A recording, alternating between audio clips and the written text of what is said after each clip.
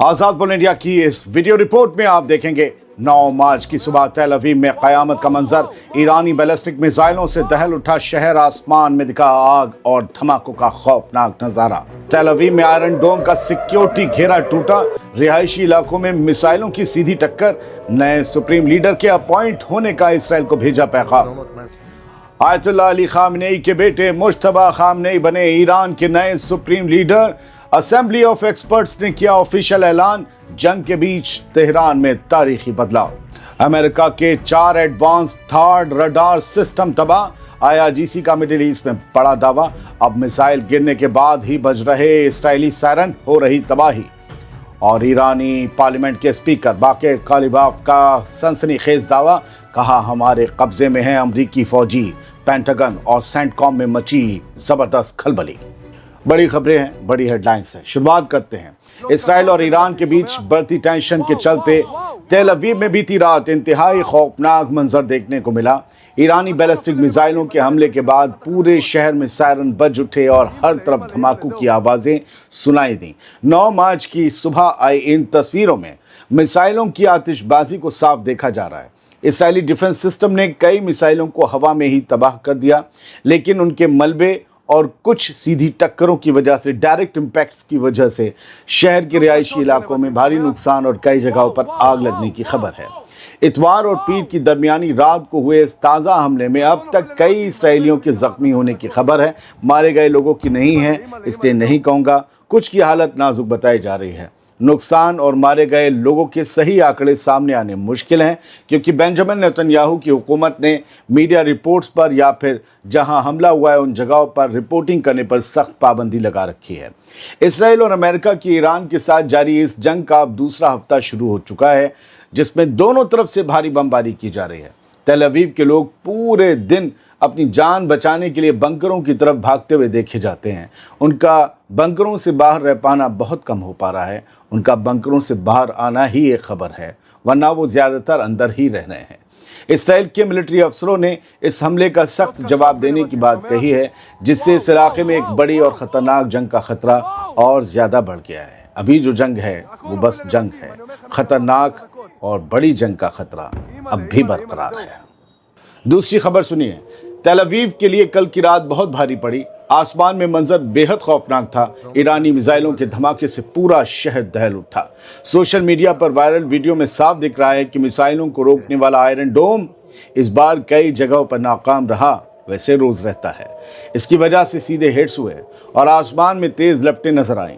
ताज़ा रिपोर्ट्स के मुताबिक इन सीधे हमलों की वजह से तेल अवीव के कई रिहायशी इलाकों में बिजली गुल हो गई और ज़बरदस्त धमाकों की आवाज़ों ने लोगों में दहशत पैदा कर दी। ईरान के supreme leader Ayatollah Ali Khamenei की शहादत के बाद भड़की इस जंग में अब तक का सबसे बड़ा ये मिसाइल हमला माना जा रहा है। और हमने आपको कल रात ही बताया था, ईरान ने 3 किस्म की मिसाइलें एक साथ दागी थी और उसके बाद इम्पैक्ट्स आने शुरू हुए थे। रात भी बताया था और अब ये तस्वीरें कुछ सामने आ रही हैं।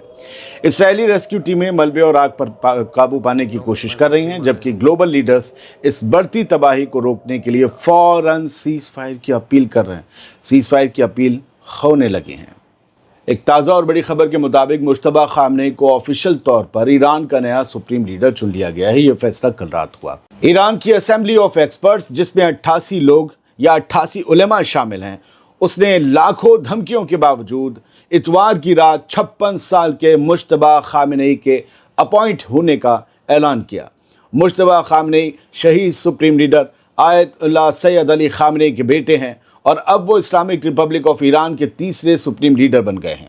उनके इस ओहदे पर चुने जाने को ईरान की लीडरशिप में एक बड़े और तारीखी बदलाव के तौर पर, एक ऐतिहासिक बदलाव के तौर पर देखा जा रहा है, क्योंकि ये फैसला ऐसे वक्त में लिया गया है जब ईरान और इसराइल अमेरिका के बीच ज़बरदस्त जंग चल रही है। और इसराइल और अमेरिका यानी नेतन्याहू और ट्रंप कह ही चुके थे, कोई भी सुप्रीम लीडर बनेगा हम मार देंगे।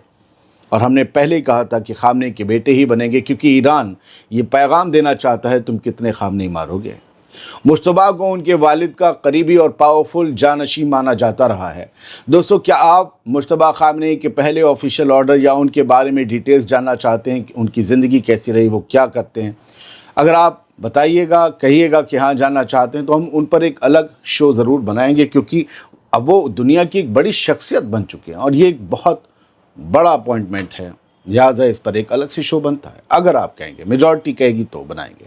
آگے بڑھتے ہیں۔ تازہ رپورٹ کے مطابق ایرانی ریولوشنری گارڈز کارپس یعنی IRGC نے پچھلے 24 گھنٹوں میں مڈل ایسٹ میں موجود امریکہ کے 4 advanced third missile defence system کے رڈارز تباہ کرنے کا دعویٰ کیا ہے۔ ناٹ تھارڈ کے رڈارز، جو رڈار آنکھیں ہوتی ہیں تھارڈ کی۔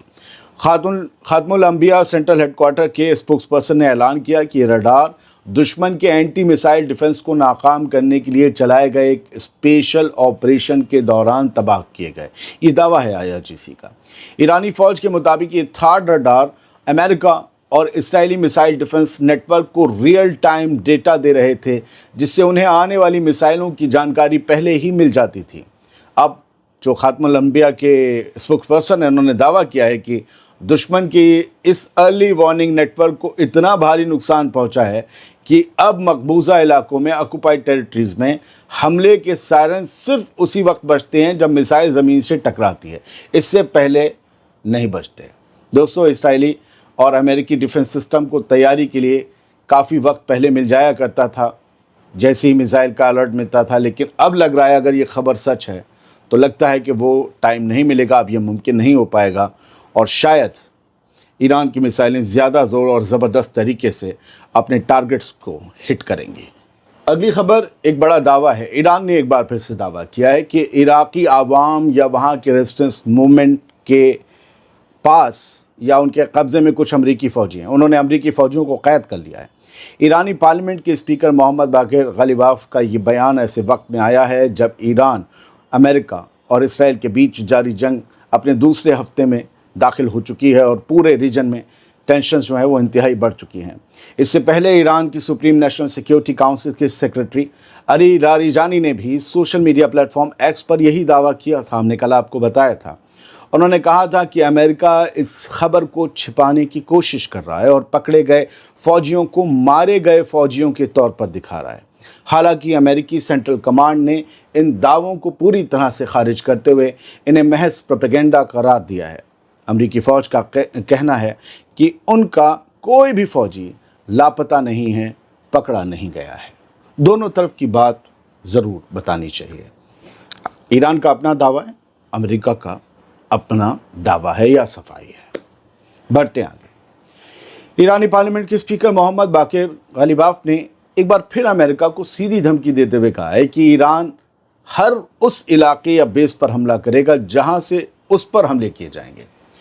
غالیباف نے دعویٰ کیا کہ کئی پڑوسی ملکوں نے بھروسہ دلایا ہے کہ وہ اپنی سرزمین پر امریکیوں اور ان کی موومنٹس کو کنٹرول کریں گے۔ انہوں نے آگے کہا کہ دشمن نے تیل کے ڈپو اور پانی صاف کرنے والے پلانٹ یعنی ڈی سیلینیشن فیسلٹی کو نشانہ بنا کر اب پبلک انفراسٹرکچر پر حملے شروع کر دیے ہیں۔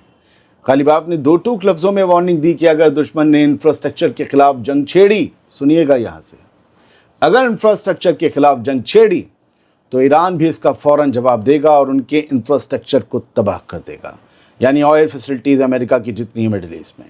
یہ بیان ایسے وقت میں آیا ہے جب ایران کے کئی اہم ٹھکانوں پر اسرائیلی اور امریکی بمباری کے بعد وہاں ایندھن اور پانی کی سپلائی پر برا اثر پڑا ہے۔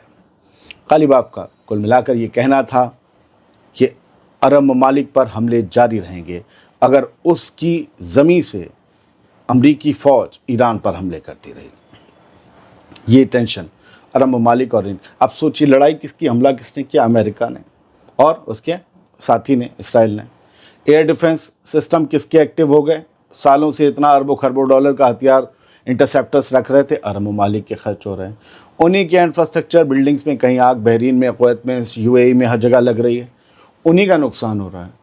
پھر کہتا ہوں، بار بار روز یاد دلا رہا ہوں، پھر بھی 9 دن ہو گئے، ایک بھی عرب ممالک نے حملہ نہیں کیا ہے ایران پر۔ میں اسے دوسرے طریقے سے بھی دیکھ رہا ہوں۔ میرا تو کچھ ایران کے میرے جاننے والے ان سے بھی بات ہوئی تھی، وہ بھی میرے ہی طریقے سے دیکھ رہے ہیں۔ 9 دن میں تو یار کوئی میرے گھر پہ کوئی حملہ کرتا، بھلے میرے گھر میں دنیا کا سب سے چھٹی کا بدماش بیٹھا ہوا ہوتا اندر، وہ کوئی حملہ تو اسے مارنے کے لیے میرے گھر پہ کر رہا ہے، میں تو جواب دیتا۔ یہ جواب نہ دینا بھی تو ایک جواب ہے، کچھ تو ہے، کسی نے روکا نہیں ہے، کچھ تو ہے۔ آپ مانیں نہ مانیں، بہت سے لوگ نہیں مانیں گے۔